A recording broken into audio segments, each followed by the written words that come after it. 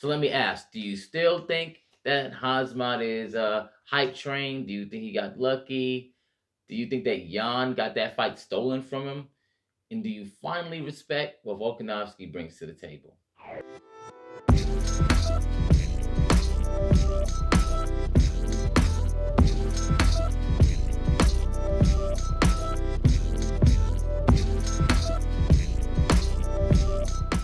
Hey, what's up, fight nerds? This is your boy. We're going to talk about UFC 273. Now, I'm going to go out on a limb here and say, this was probably the most talked about event all year. Now, whether it remains to be the most talked about event for the rest of the year, I guess it depends on what matches they decide to make next, right? So, obviously, in the next pay-per-view is going to be Charles Oliveira and Justin Gaethje and Rose Namajunas and Carlos Esparza. I think those will be very good, but in this particular event, is specifically the last three. We just call them the three main events, right? The three co-mains, right? Those had something extra fueling these matches that it doesn't. I'm not sure if any of the other cards will have that extra something for each of the cards going forward. But without further ado, let's just get into the last three matches of UFC 273, what they'll mean for the future, and obviously what happened in them.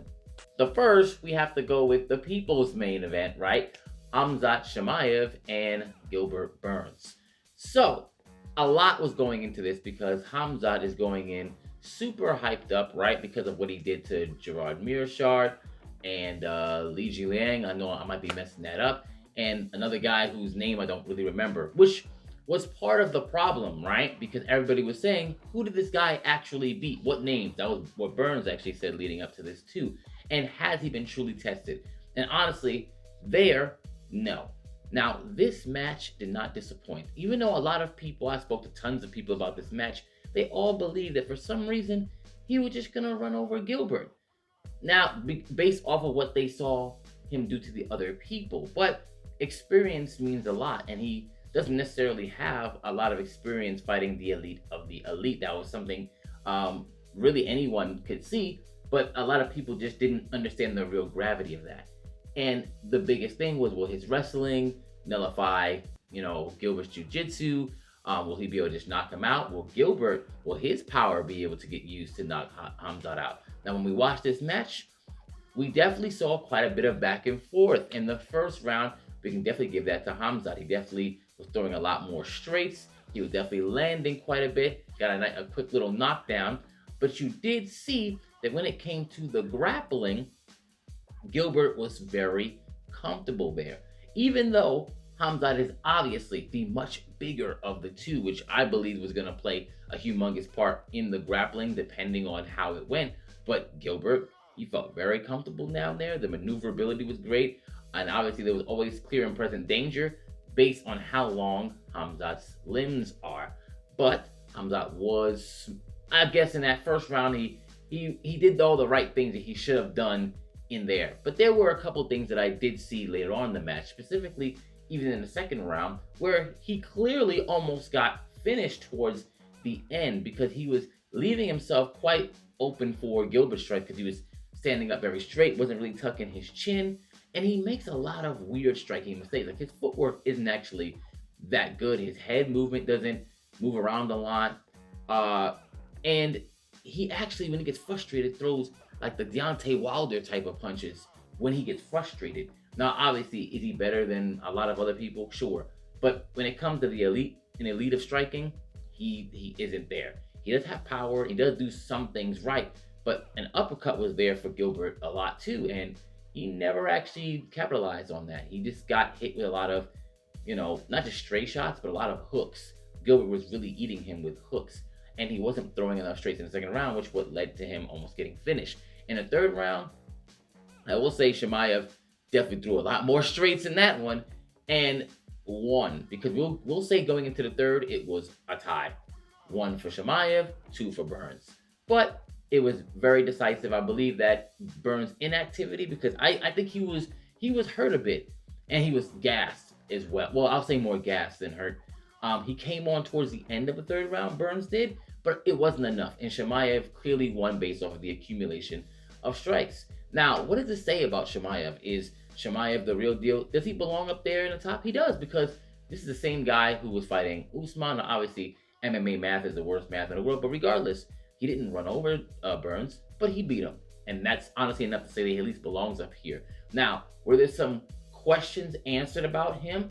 Yes. Is he still great at grappling? Yes, you can see that. He's also very physically strong, but his striking is a very large weakness. Now, one of the guys he called out when it came to Israel Adesanya, if he were to not grapple with Adesanya, this would be a gigantic problem because he makes a lot of mistakes on the feet. However, if he relied on his wrestling against somebody like Adesanya, I think he would definitely have a much better chance there. They say he's going to fight Colby Covington next. I think that'd actually be a really good match, and I'm very excited to see it. Write in the comments what you think about that. As well, Gilbert Burns, I mean, he didn't have to take the fight. He did. He made an exciting fight, and I believe Dana paid him his win bonus anyway just for delivering that type of fight. So, tons of hype for a great fight. Next fight, Petr Yan and Aljamain Sterling. Now, obviously, this is the second fight after the first one ended in a DQ for Yan, which gave Aljamain the belt. Now, a lot of people were like, he's a paper champ because obviously he didn't win that. And he was getting dominated after the first round, so it wasn't even trending well for him in that fight. All true things. This match was not like that. While the first match was extremely close because they weren't particularly active, Aljamain did outstrike Petr Yan. It's on the scorecards. You can see he outstruck him by a margin, right? Which is no surprise because Yan usually does start a little late. Now, did he pressure? Did he keep walking towards Sterling? Yes, but he did get hit more in that round, and the scorecard is there for a reason. 2 and 3 definitely belong to Sterling because he backpacked him, and Yan could not get out of it. He couldn't. In the second round, it looked like they were going to give him a 10-8, but I don't think Yan was close to getting finished. It just looked like he just couldn't do anything. He looked helpless. And in the third round, he looked helpless too. Now the fourth and fifth, I think that all that control and all that must have, wore on Sterling, and he definitely lost rounds 4 and 5. But like I said, round 1 is the close one. But once again, you look at the scorecard and you got to see who landed what, how much. And Sterling definitely got the edge there. Now, some people think because I guess how Yan was, advancing on him, that he should have gotten that round. Even Dana thinks that. But what's the point of scorecards if we're not going to use them, right? Now, obviously, Aljamain Sterling wants to fight TJ Dillashaw next, which could be entertaining. I mean, it is what it is. And Yan wants to run it back again, which, I don't think that's going to happen. I think he can just go beat somebody else convincingly that's right there and then earn his shot again. Why not? I like that. Probably the winner between Rob Font and Calvin Kattar. I think that's who's fighting next. I could be wrong. I believe that's who's fighting at some point. Beat them. Get that title shot again. Why not? You know what I mean? But at least Sterling proved that this was going to be a different fight. And it was. He looked great in there. Some people might not like the fact that he was holding on to Yan for so long, but that's grappling. It's Yan's job to make sure he stays out of that. It is what it is. And even Yan tried to get his grappling, and you can see there was just a big difference between the two when it came to grappling. And obviously the same difference you can see when they were standing on their feet. That you can see what Yan was able to do to Sterling. So yeah, good fight. I think it was the right decision. Let me know what you think. Next fight will be the fight against Alexander Volkanovski and the Korean Zombie. Another fight that had a ton of hype going behind it because everybody loves the Korean Zombie. He's a fan favorite. That's cool. And Volkanovski is someone who, for some reason, they just don't give him the right amount of respect. I think just because he also beat a fan favorite in Max Holloway. And the second fight, a lot of people believe that he was given that decision wrongly. Whatever you think about that, they were going to have a third fight, but Max got injured, and then Korean Zombie stepped in, which is a big fight in terms of, the name, and obviously Volkanovski wants that. And I think the style was always going to play towards Volkanovski in terms of, Zombie just wants to kind of get in there and make it a war. But you understand that that's not what Volkanovski's going to do. He's going to slip, and he's definitely going to hit you with super accurate shots that are capable of finishing quite anyone. And he did. He actually finished Korean Zombie, which is something that no one has made Korean Zombie look like that before. But it was beautiful. His jabs were amazing. The low kicks. Volkanovski will always go for the low kicks. They will not be left. And I love that. about Volkanovski. He's a person who will go for whatever real estate is there, he's grabbing it.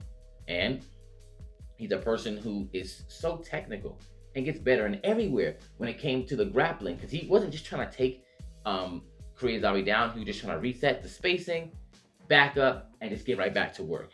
And he looked awesome. He looks better every time we see him. So who's next for Volkanovski? Who knows? I mean, they're probably going to try and do the Max Holloway fight again, depending on if he wants that. If not, he might even move up. And they said Henry Cejudo is now back in a testing pool, so they might try to go for that. And I mean, do I like somebody that's coming out of retirement and just getting it over everybody? No, but it depends on what's going on in the division. If the division is not really moving like that and there's no clear number one contender, stuff like that happens, unfortunately. But Volkanovski is one of my favorite fighters, and I'm so glad to see him do that. And I think if you haven't already respected him, look at all these names that he has on his resume. He's quite literally beating the who's who, and he's doing it rather convincingly. So let's give him some respect.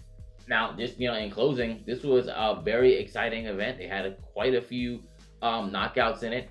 And when it came to the last 3 fights, I think they all lived up to the hype they were supposed to be. Obviously they didn't all end with a finish, but they answered a lot of the questions that we had going in there. Going forward, I believe the next event, like I think I mentioned earlier, Justin Gaethje versus Charles Oliveira, and Rose Namajunas and Carla Esparza. Carla Esparza. That should be interesting. The card is a little lackluster, for now, but it's also going to have some pretty cool fights in it. I think OSP is fighting someone in that, and Shogun. Yeah, he's fighting Shogun, which is strange, but it is what it is, because they're fighting out their contracts. But yes, let me know. What did you think about these 3 fights? Write in the comments who you want to win, and whatever. Let's just talk about it. Until then, keep watching these fights and enter the nerd.